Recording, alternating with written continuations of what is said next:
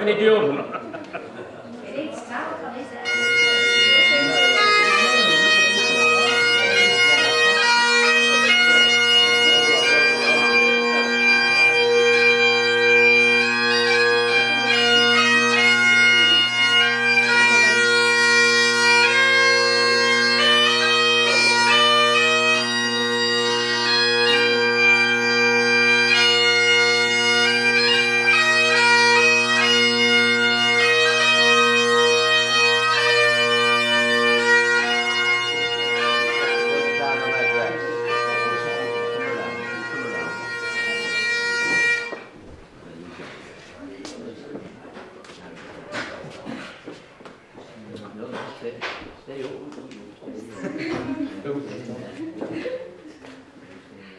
First of all, can I say a very warm word of welcome this afternoon. It's a pleasure to see you all and to welcome you to this lovely place called Pt1 on the edge of Gretna Green, and you all know that Gretna Green is famous for its runaway marriages or its secret marriages.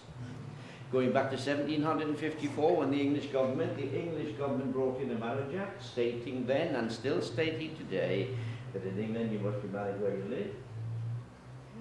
In England you must be married during the hours of daylight, and in England the doors of the building must remain open during the ceremony.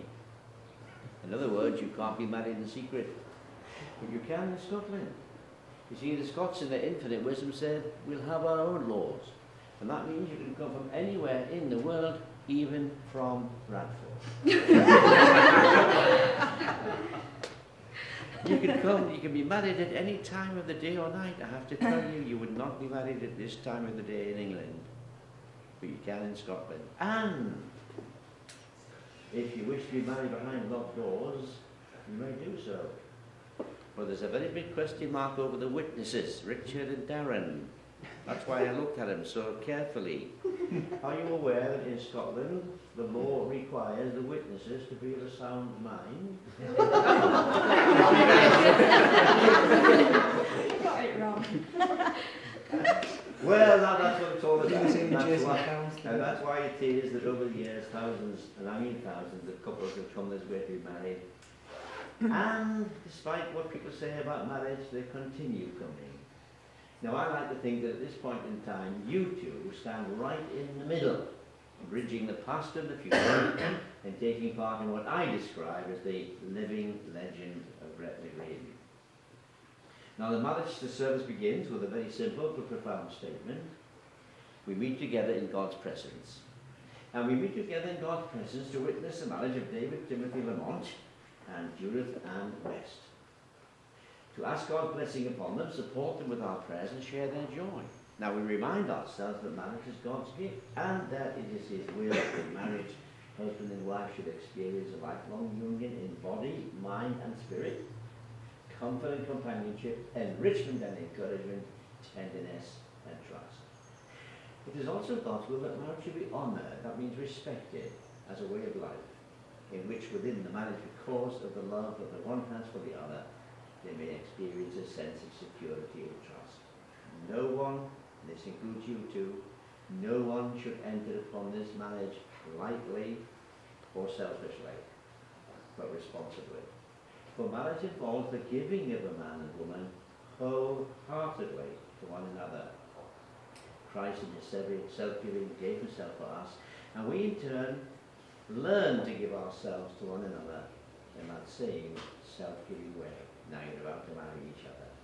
Marriage which God created, Christ blessed by His presence at the marriage of Cana in Galilee. It is our sincere wish and prayer.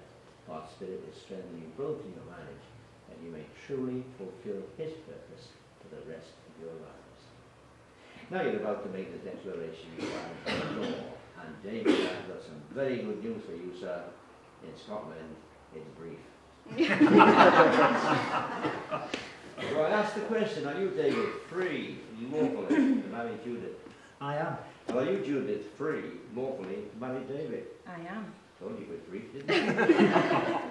Now I am going to ask you to affirm in our presence your intentions to marry one another. David, are you willing to give yourself in marriage to Judith? I am. Now then, will you love her, comfort her, honour and keep her, be her companion through all the joys and sorrows of life, be faithful to her so long as you both shall live? I will. Judith, are you willing to give yourself in marriage to David? I am.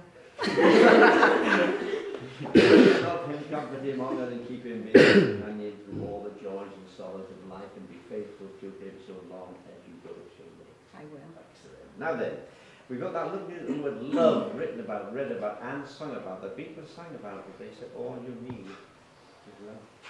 And Lloyd Webber, he says, love changes everything. Listen to what St. Paul says. He says that love is patient and kind. It is not jealous or boastful. It is not arrogant or rude. It is not irritable or resentful. And wait for it. And it does not insist on its own way. In the context of marriage, I think that simply means this, that this marriage thing, this love thing that we talk about,